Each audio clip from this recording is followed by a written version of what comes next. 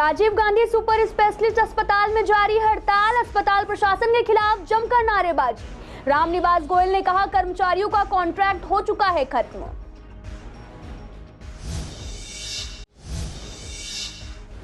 Doctors ने GST बढ़ाने के फैसले का किया विरोध, इस फैसले से मरीजों पर पड़ेगी दोहरी मार। कई अस्पतालों में रूम रेंट ज्यादा होने से होगी दिक्कतें।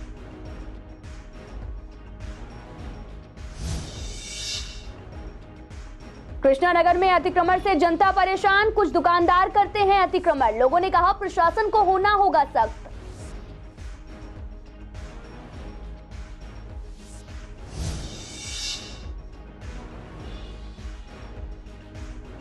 गाजीपुर थाने के बाहर की सड़क की स्थिति बदहाल, सड़क पर बने हैं बड़े बड़े गड्ढे। लोगों ने कहा प्रशासन नहीं दे रहा ध्यान।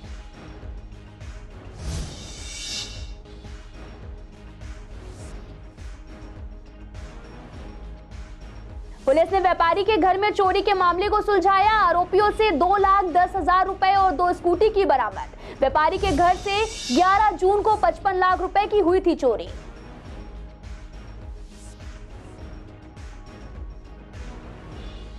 नमस्कार, मैं आपके साथ अंकिता बाल। आप सभी का पूर्वी दिल्ली खास में एक बार फिर से स्वागत है। रुक करते हैं खबरों की तरफ। राजीव गांधी सुपर स्पेशलिस्ट अस्पताल में 1 जुलाई को नर्सिंग स्टाफ और अन्य कर्मचारियों को अस्पताल से बाहर का रास्ता दिखा दिया गया, जिसके बाद से निकाले गए कर्मचारियों ने लगातार दिल्ली सरकार और अस्पताल प्रशासन के खिलाफ जमकर नारेबाजी की। आपको बता दें कि सफाई कर्मचारियों ने बताया कि अस्पताल प्रशासन ने हमें बताया कि हमारा कॉन्ट्रैक्ट खत्म हो चुका है। वहीं हमारे संवाददाता ने विधानसभा स्पीकर रामनिवास गोयल से बातचीत की, तो उनका कहना था कि कर्मचारियों का कॉन्ट्रैक्ट खत्म हो चुका है। कोरोना काल में इन लोगों ने अपनी सेवाएं दी, लेकिन अब अस्पताल प्रशासन को फिर से जरूरत होगी तो इन्हें फिर से रखा जाए। आगे क्या कुछ कहा रामनिवास गोयल ने, सुनिए आप।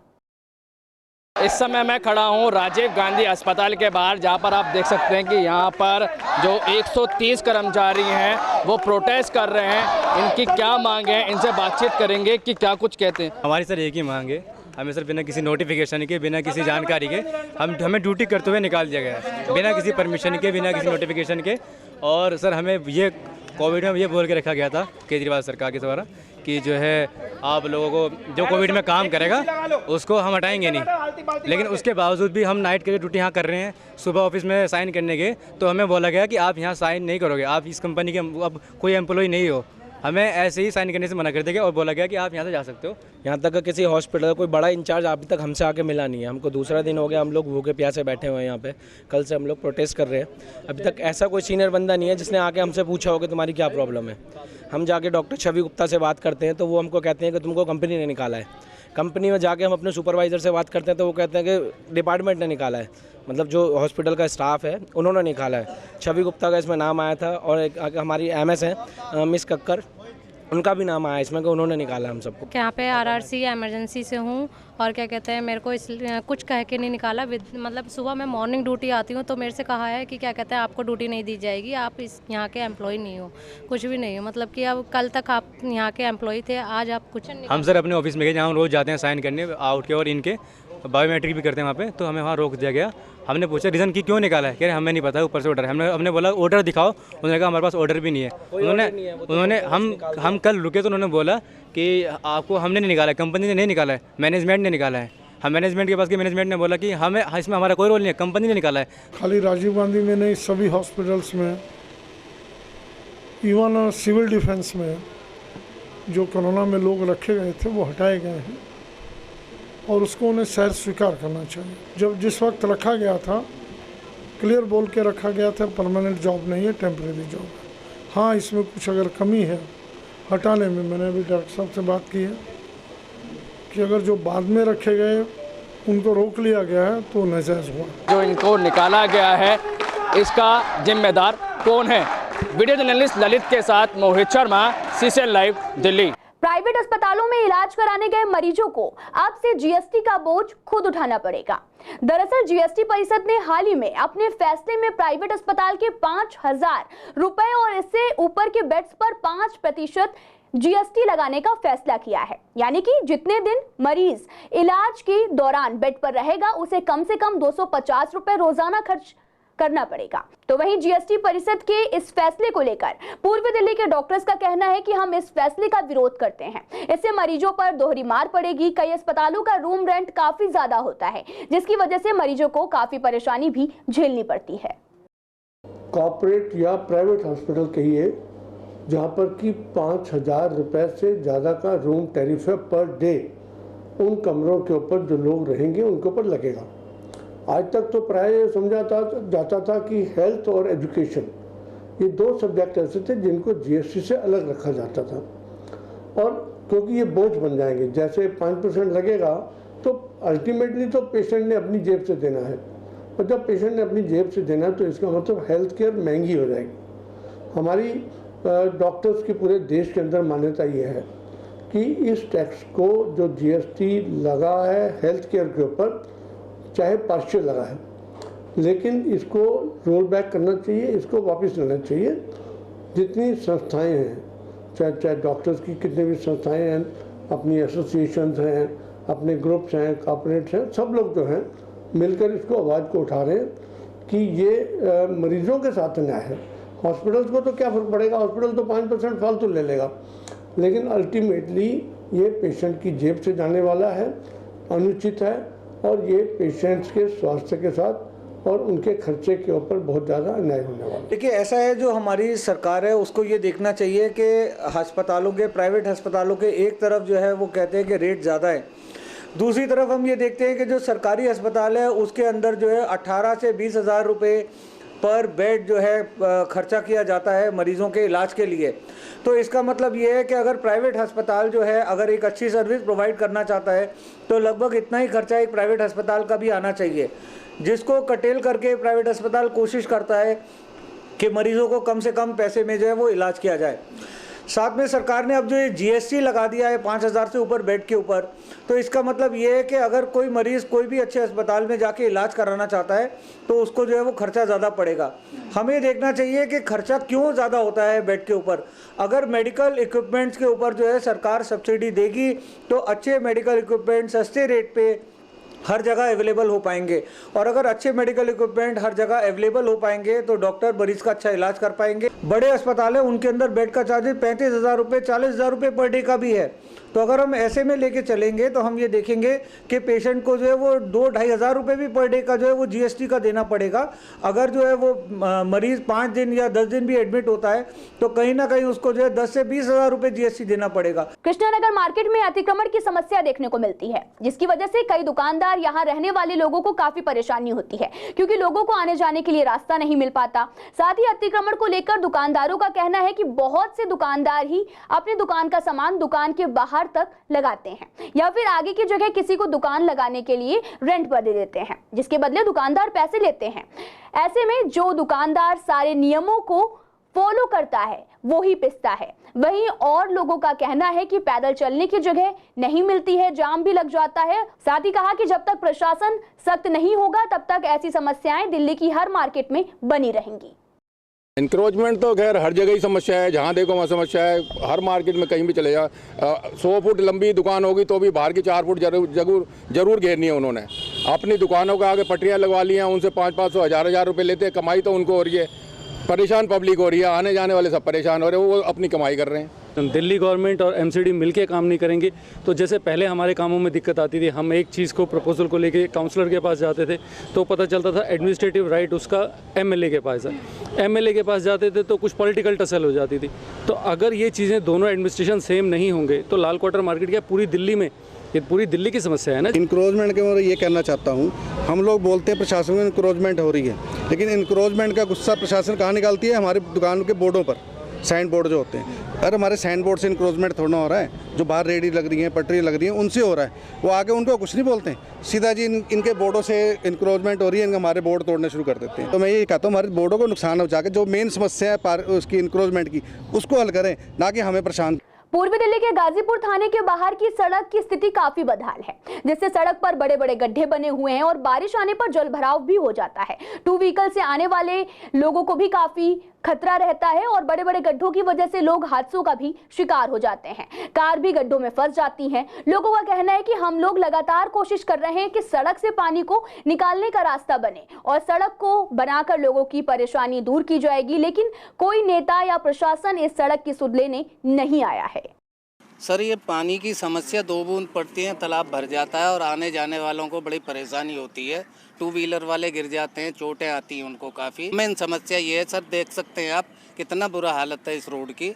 हमारे आने जाने वाले जो भी जाते हैं 2 व्हीलर से 4 व्हीलर से बड़ी समस्या पैदा हो रही है। और मैं ये चाहती हूँ कि ये सड़क जल्द से जल्द ठीक हो जाए और इससे बहुत प्रॉब्लम होती है और वॉक करने के लिए भी दिक्कत होती है, यहाँ पे निकलने में प्रॉब्लम होती है।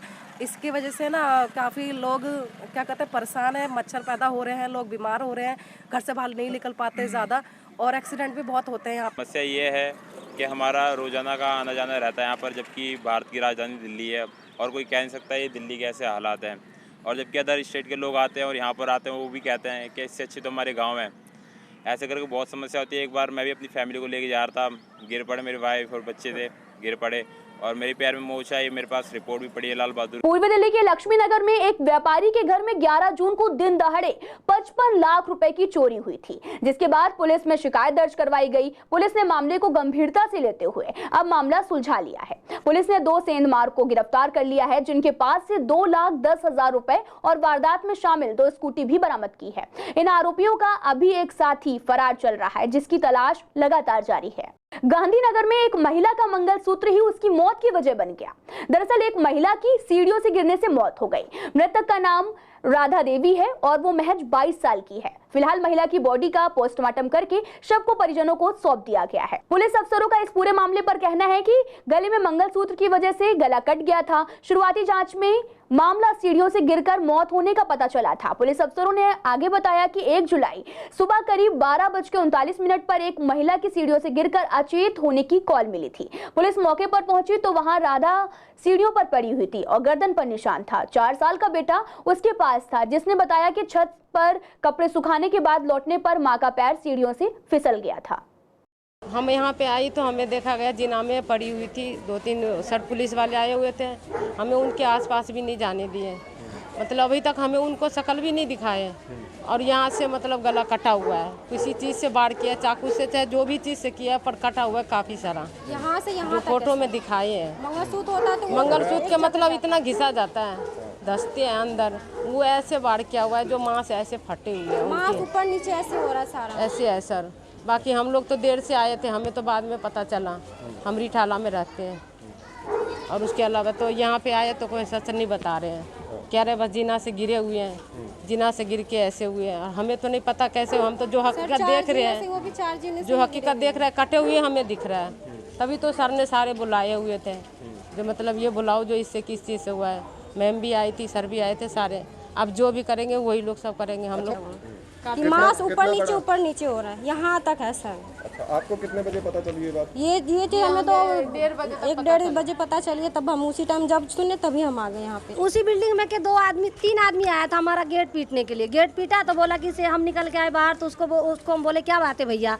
वो बोले कि से आपका जानने वाला इसमें रहता है कोई? तो हम कैसे नहीं, हमारा जानने वाला तो नहीं है। तो ये बोला कि से देखिए एक मैडम 2 बच्चे वाली है, सो वो मैडम बेहोश पड़ी है, उसको शरीर से खून गिर रहा है, से देख लो जाके। तो मैं अपना गैस बंद करके भागती गई ऊपर, तो वो पड़ी थी करके और उसको पूरे शरीर मतलब खून से भरा हुआ था और खून बह रहा था और ये बाल मतलब खींचा पड़ा, घसीटा है किसी ने उसको वहाँ पे। इतना देख के मैं वापस फिर लौट गई, मैं तो चक्कर आ गया वहाँ पे। मैं वापस आ गई फिर मैंने यहाँ गली में हल्ला किया। मैं कहा नहीं, मेरे बस की नहीं है, मैं नहीं देख पाऊँगी उसको, क्योंकि उसके साथ बहुत बड़ा गलत हुआ है। तो ये फिर बगल वाले भी जाने वाले गए उसके देखने के लिए, वो सब के कहने लगे कि ऐसी बात है। फिर इसको पति को फ़ोन किया, पति आया, मकान मालकिन आया। अब ये सब तो यही सब अब जाने। तो वहीं उत्तर पूर्वी दिल्ली के हर्ष विहार में रहने वाले एक परिवार की लड़की और एक लड़के के साथ लव मैरिज करा दी गई, जिसके बाद लड़की के परिजन और रिश्तेदार तिलमिला उठे और परिजन लड़के के घर पर पहुंचे, लेकिन लड़का और लड़की वहां पर नहीं मिले। जिसके बाद लड़की के गुस्साए पिता ने लाठी डंडे से पिटाई कर दी। बचाव में आई पीड़ित की पत्नी को भी पीट दिया गया, जिसके बाद पुलिस ने आईपीसी की धारा 308 के तहत मुकदमा दर्ज कर लिया है। पीड़ित सुनील और उनकी पत्नी ओम को जीटीबी अस्पताल में भर्ती कराया गया है। साथ ही बाद में इसकी शिकायत हर्ष विहार थाने में दी गई और पुलिस ने घर में घुसकर गैर इरादतन हत्या के प्रयास का केस दर्ज कर लिया है। फिलहाल आरोपी अपने घर से फरार है और पुलिस आसपास लगे सीसीटीवी कैमरे से पहचान कर रही है। मैंने लड़की से भी बोला लड़की चली जाओ, तो लड़की ने कह दी अगर तुम मुझे भेजोगे तो मैं जहर खा के मर जाऊंगी, और लड़के पे 76 का केस लगाने लगे।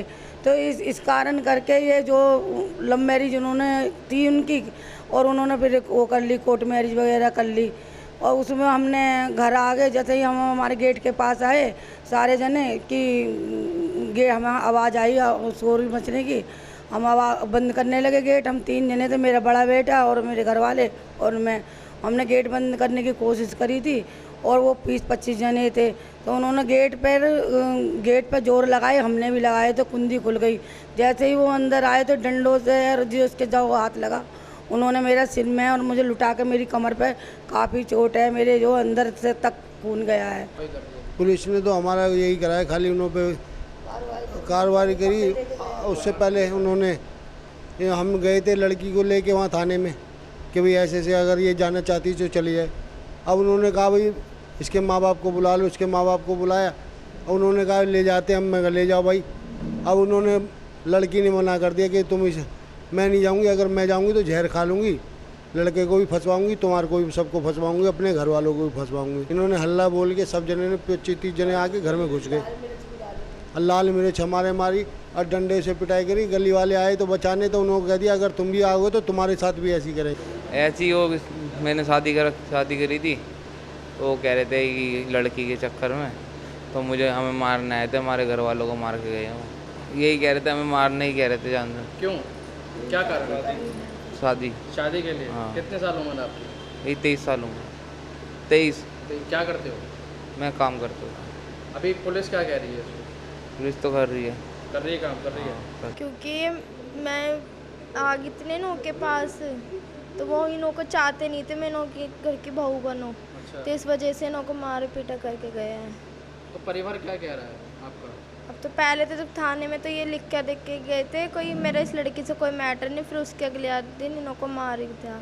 शाहदरा डिस्ट्रिक्ट के कांतीनगर में जन सुनवाई का आयोजन किया गया, जिसमें गांधीनगर के एसीपी ने लोगों की समस्याएं सुनी। जन सुनवाई में सिर्फ 22 लोग ही अपनी समस्याएं लेकर पहुंचे और उनकी समस्याओं को निपटाया भी गया, जिसमें से सिविल मामलों से लेकर घरेलू मामले भी सुने गए। जन सुनवाई के बारे में लोगों को नहीं पता था, इसलिए कम ही लोग पहुंचे थे। जन सुनवाई में पहुंचे लोगों ने कहा कि जन सुनवाई का हमें अच्छा रिस्पॉन्स मिल रहा है, लोगों की समस्याओं का निपटारा भी हो रहा है।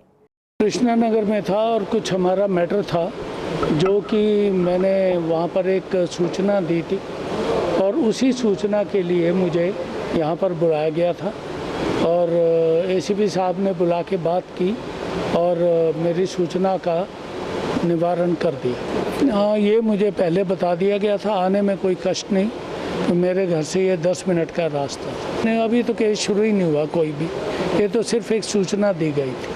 पूर्वी दिल्ली के राजीव गांधी सुपर स्पेशलिस्ट अस्पताल में 2 जुलाई को ब्लड डोनेशन कैंप लगाया गया, जिसमें 40 से 50 लोगों ने ब्लड डोनेट किया। ब्लड डोनेट करने वाले लोगों ने बताया कि उन्होंने पहली बार ब्लड डोनेट किया है और कहा कि ब्लड डोनेट करके हमें काफी अच्छा महसूस हो रहा। वहीं सीमापुरी के एसीपी अक्षय कुमार रस्तोगी ने बताया कि ब्लड डोनेट करना जरूरी है ताकि लोगों की मदद की जा सके। कोरोना काल में ब्लड की कमी हो गई थी, जिसकी वजह से लोगों की जानें चली गई थी, इसलिए लोगों को ब्लड डोनेट करना चाहिए। देखिए, मैं तो हमेशा कहता रहा हूँ कि जो व्यक्ति स्वैच्छिक रक्तदान करता है उस व्यक्ति का भगवान की तरफ से भी इंश्योरेंस होता है कि उसको साल भर तक रक्त की ज़रूरत नहीं पड़ने वाली है। हम लोग ब्लड बैंक एक कार्ड बना के देता है कि आपको साल भर के अंदर कभी भी ज़रूरत पड़े तो आप ब्लड ले सकते हैं किसी अपने परिजन के लिए। इसके अलावा जब हम कैंप लगाती हैं और कैंप पे जो लोग ब्लड देते हैं तो उनको जितना ब्लड ज़रूरत पड़े उस व्यक्ति को जिसने कैंप में ब्लड दिया है, इवन उनके परिजन को भी, तो हम लोग उनको दिलाते हैं। डॉक्टर्स डे पे ब्लड डोनेशन कैंप का आयोजन बड़ी अच्छी बात है और रक्तदान जीवन दान ये हम सुनते आए हैं और करते आए हैं। मेन चीज़ है लोगों को इस बात के लिए एजुकेट किया जाए कि ब्लड डोनेट करने से कोई नुकसान या कमज़ोरी नहीं है। बहुत सारे लोगों में ये भावना या डर रहता है कि ब्लड डोनेट करेंगे तो कमज़ोरी आ जाएगी। मुझे जहाँ तक पता है कि it is good for health and good for societies health. ये ब्लड एक ऐसी चीज़ है जो कि इंसान को देगा। ये बहुत बड़ा महादान है। तो उसमें हमारे यहाँ आपको पता है कि काफ़ी कॉम्प्लेक्स सर्जरी होती हैं, पेट की, किडनी की, वहाँ पे ब्लड की ज़रूरत बहुत होती है, हार्ट की भी होती है। तो जिन वॉलंटियर्स ने आज डोनेट किया, इनको भी नहीं पता ये ब्लड किसी न किसी इंसान के काम आएगा, बहुत ज़्यादा काम आएगा, बहुत जल्दी काम आएगा। तो हम अपनी तरफ से यही कहना चाहते हैं कि लोग ज़्यादा से ज़्यादा आगे आएँ, NGOs हमारे साथ जुड़ें, ताकि लोगों के लिए हम यहाँ ब्लड इकट्ठा करें और लोगों को सेवा करें। नहीं, ब्लड डोनेशन के लिए हमने आज हमारा पुराना एक्सपीरियंस है, जब भी हमें ज़रूरत होती है तो सोनी साहब हैं और भी NGOs हैं, हम एक आवाज़ पे ये लोग ब्लड डोनेशन वॉलंटियर्स आते हैं। इनमें से बहुत सारे वॉलंटियर्स लिस्टेड भी हैं हमारे साथ। आज तो नहीं किया, पर हाँ आज तक कई बार किया है। और आज क्योंकि मैं ही ऑर्गेनाइज़ कर रही हूँ तो मेरे लिए मुश्किल है।